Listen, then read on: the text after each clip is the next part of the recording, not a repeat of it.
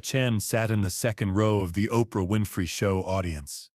Her hands folded in the perfect meditation mudra she had taught millions of people around the world. At 29 years old, she was one of the most recognizable faces in the mindfulness movement. With 4.6 million followers on Instagram, best-selling meditation apps, and sold-out retreats where people paid thousands of dollars to learn inner peace from her. What her devoted students didn't know was that the woman who taught tranquility lived in a constant state of panic, taking anxiety medication 3 times a day just to function through the serene facade she had created. The letter she had written to Oprah 8 weeks ago had been composed during a panic attack at 3 a.m., her hands shaking as she typed between breathing exercises that weren't working for her anymore. How do you explain to someone that you've built your entire career on teaching people to find calm when you haven't experienced genuine peace in over 4 years? How do you admit that the person everyone sees as the embodiment of serenity is drowning in anxiety so severe it sometimes keeps her awake for days? The irony wasn't lost on Sarah that she was sitting in an audience, seeking help for her mental state, when millions of people turned to her daily for guidance on achieving inner peace. Her meditation app, Peaceful Mind with Sarah, had been downloaded 12 million times, and her latest guided meditation for anxiety relief had over 3 million listens. But Sarah couldn't use her own meditations anymore. They triggered panic attacks because they reminded her of how disconnected she had become from the peace she was selling. Today's show theme was When Spiritual Teachers Lose Their Way, and Oprah was discussing the pressure on mindfulness experts to embody perfect calm, the mental health crisis among spiritual leaders, and what happens when the people teaching peace are at war with themselves. Sarah had been invited as part of the audience after the show's producers had been moved by her letter about the hidden struggles of wellness influencers, though they didn't know the full extent of her platform or the severity of her condition. But sitting there, listening to Oprah talk about authentic spirituality and the courage to be vulnerable about mental health, Sarah felt like a walking contradiction. How could she discuss real mindfulness when her own mind was chaos? How could she admit to struggling when millions of people depended on her to be their anchor in stormy emotional waters? She thought about her morning routine, taking Xanax before filming meditation videos, using breathing exercises to manage panic attacks, while teaching others those same techniques for stress relief, creating content about staying present while dissociating through most of her days due to overwhelming anxiety, staging photos of peaceful moments, while internally fighting the urge to run away from everything. The moment that changed everything came when Oprah asked the audience a question that seemed to pierce through Sarah's carefully maintained serenity. How many of you teach others to find peace, but can't find it yourselves? How many of you have become so focused on being seen as calm and centered that you've lost touch with your own emotional reality? Sarah's hand went up before she could stop herself, and immediately she felt the familiar wave of panic that came with any moment she wasn't controlling her image. But something about Oprah's presence, about being in a space where authenticity was valued over perfection, made her keep her hand raised despite her racing heart. Oprah noticed the young woman, whose posture embodied the perfect calm of someone trained in meditation, whose appearance suggested someone completely at peace with themselves. But more importantly, she noticed something in Sarah's eyes that contradicted her serene exterior, a barely contained panic that seemed to be fighting against her practiced tranquility.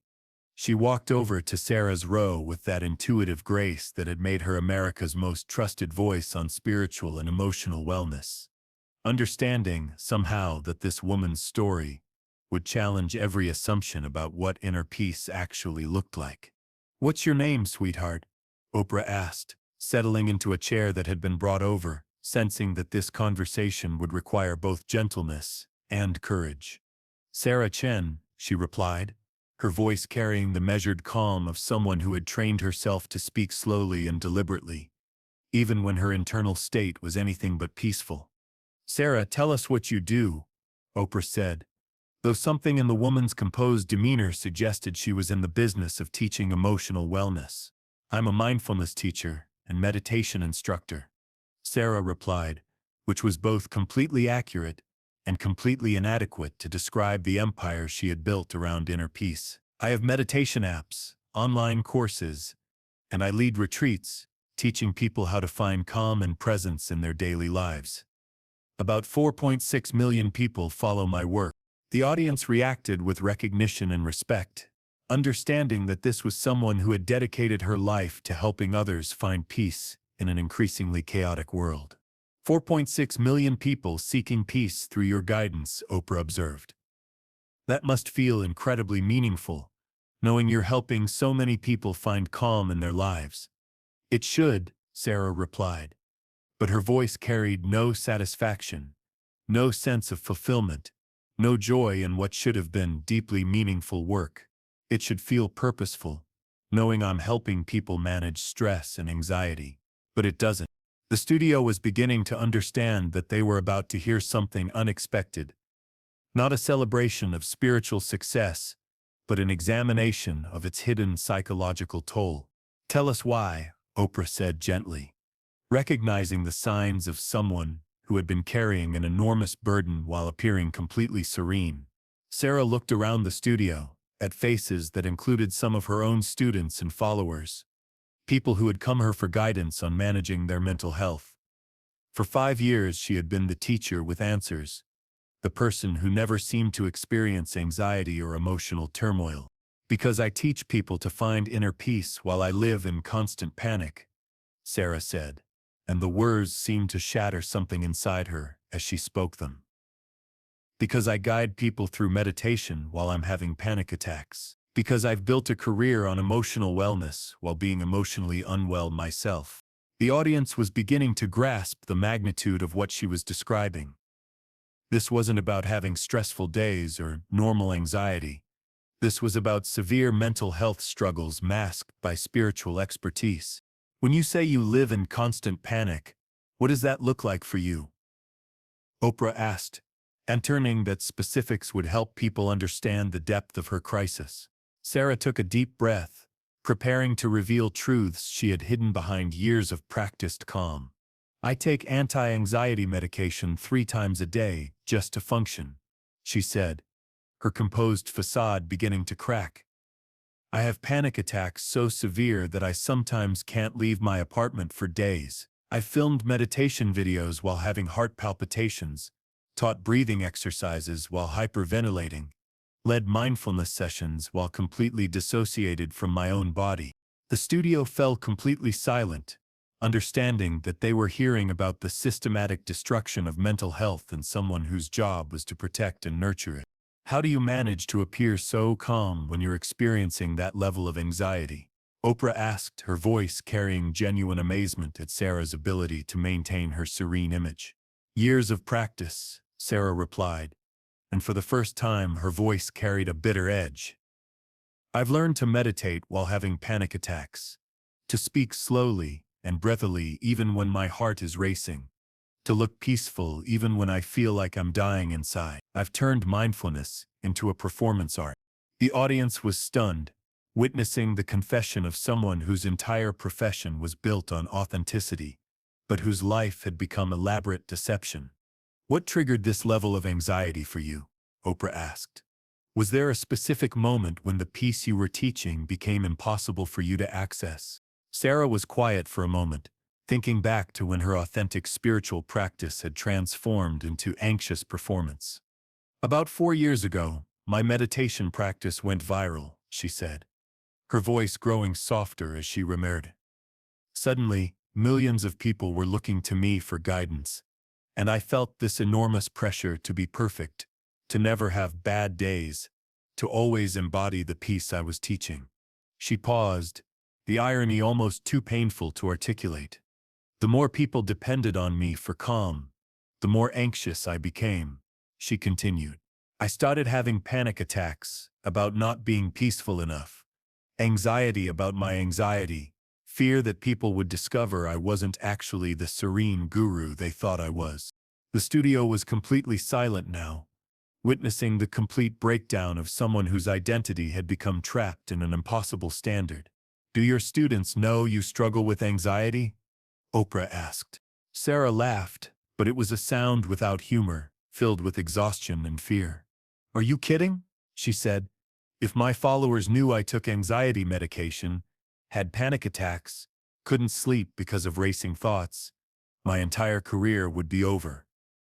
Who wants to learn mindfulness from someone who can't mind her own mind?" Her voice was growing stronger as she continued, as if finally speaking these truths was giving her permission to feel the full weight of her deception. "I've created content about embracing anxiety while hiding my own," she said. "I've taught people that meditation can cure mental health issues while secretly seeing a psychiatrist and therapist. I've become the thing I warn people about, someone using spirituality to avoid dealing with real mental health problems."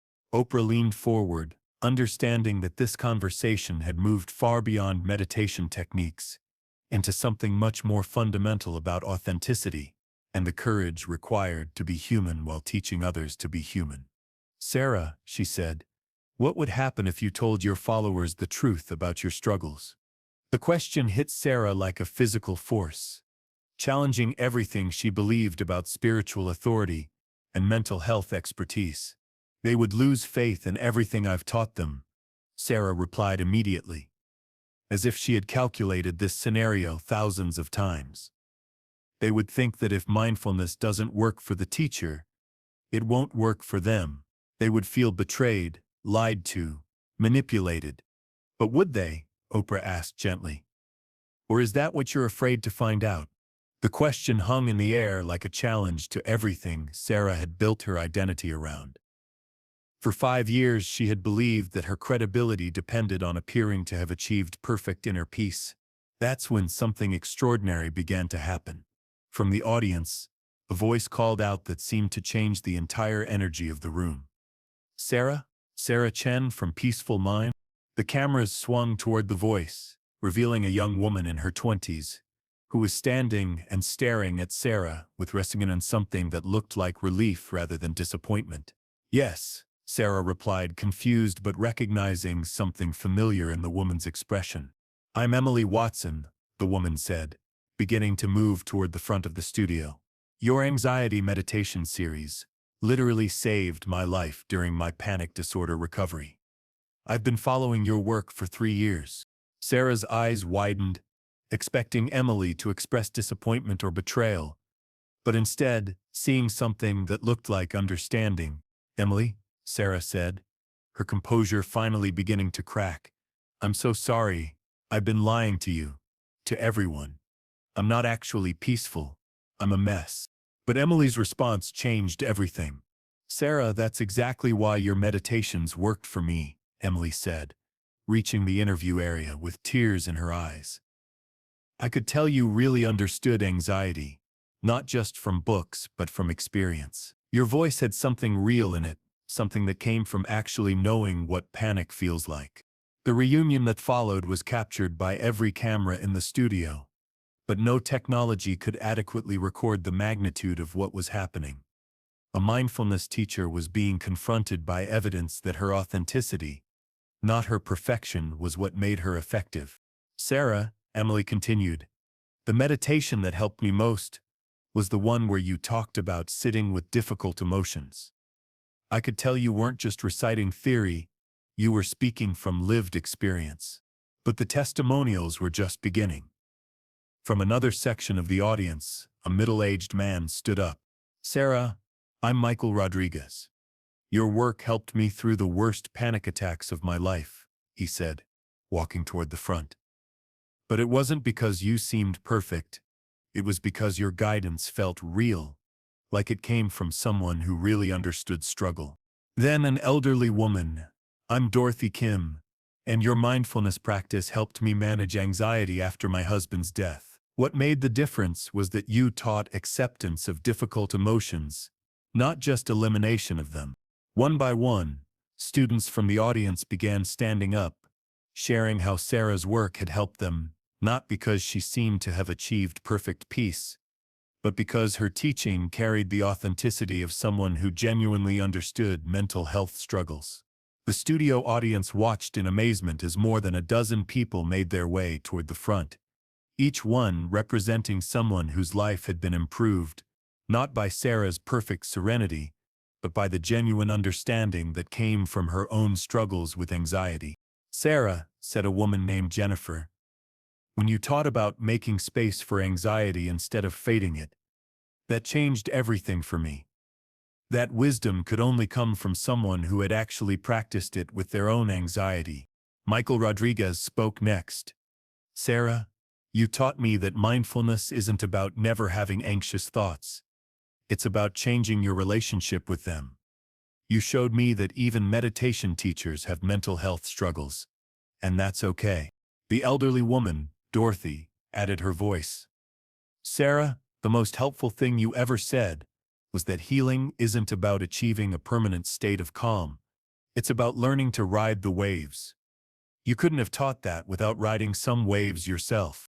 Oprah watched in amazement as her studio transformed into something unprecedented, a gathering of people who had been helped not despite their teachers' struggles, but because of them.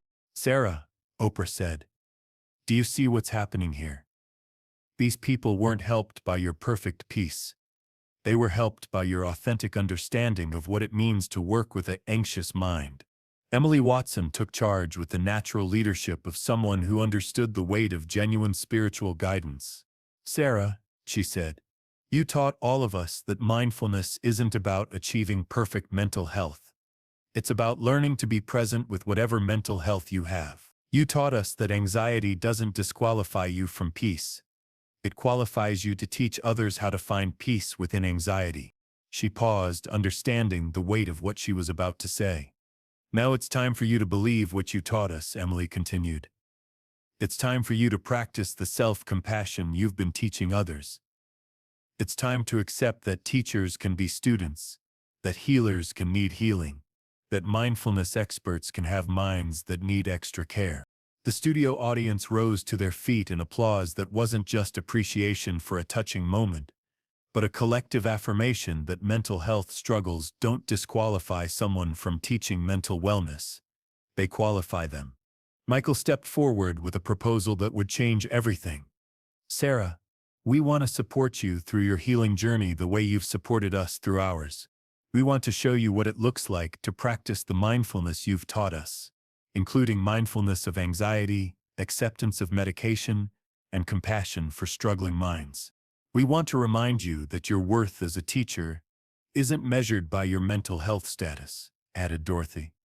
"It's measured by your ability to meet people where they are, to understand their struggles, to guide them with authenticity rather than perfection." Jennifer, speaking with the authority of someone who had found real peace through Sarah's teaching, delivered the final argument. "Sarah, you've taught thousands of people that mindfulness isn't about having a perfect mind. It's about having a compassionate relationship with the mind you have. Now let us teach you to have that same compassion for yourself."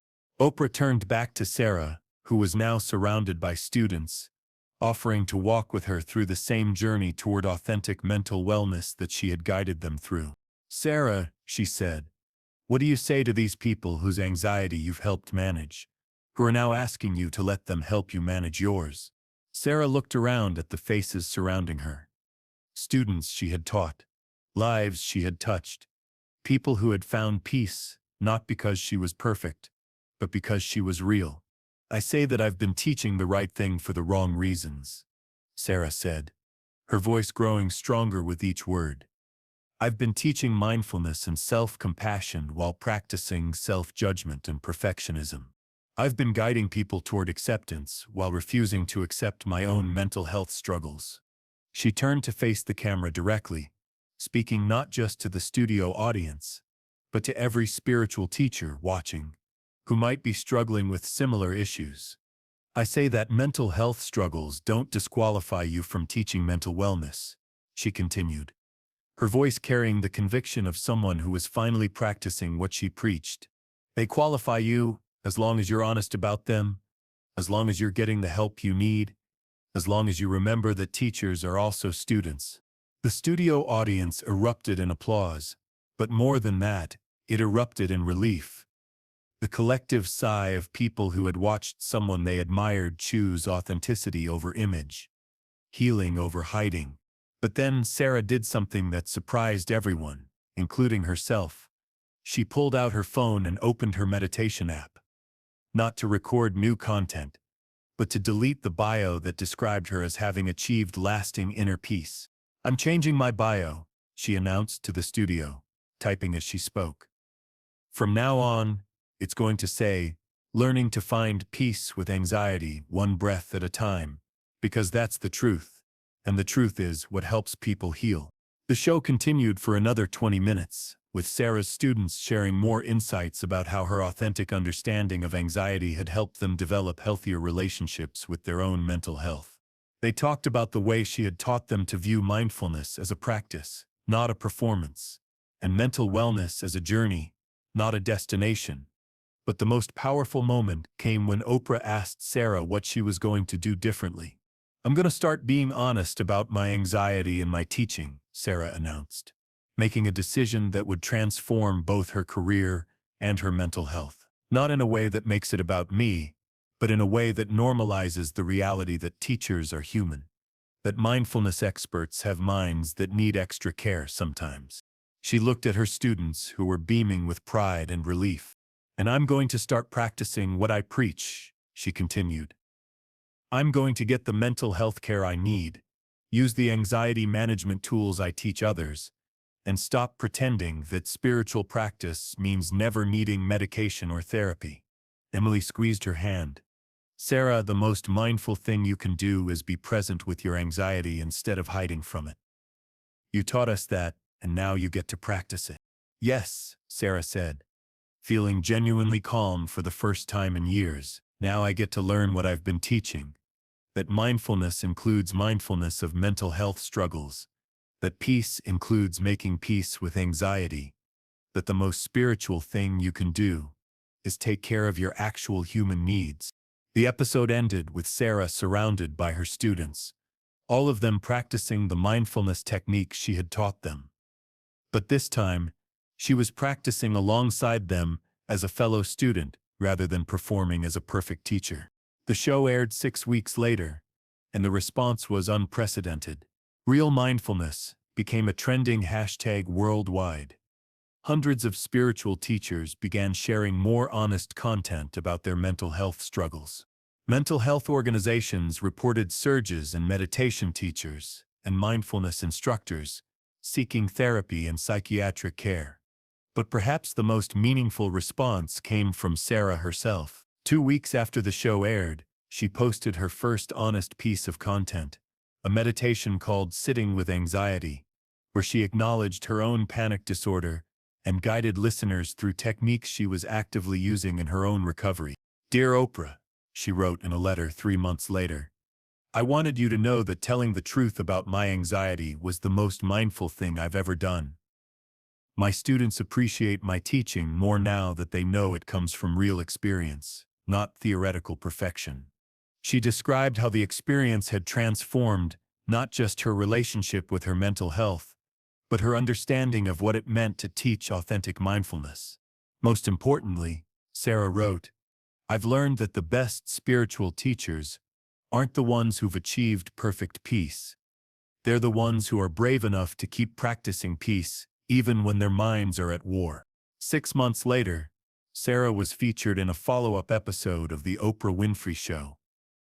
She appeared not as the serenely perfect teacher she had been, but as an authentic practitioner who was openly working with anxiety while teaching others to do the same. "The beautiful thing about being honest about my panic disorder," Sarah told Oprah during her return visit, "is that my students finally got to see that mindfulness isn't about having a perfect mind.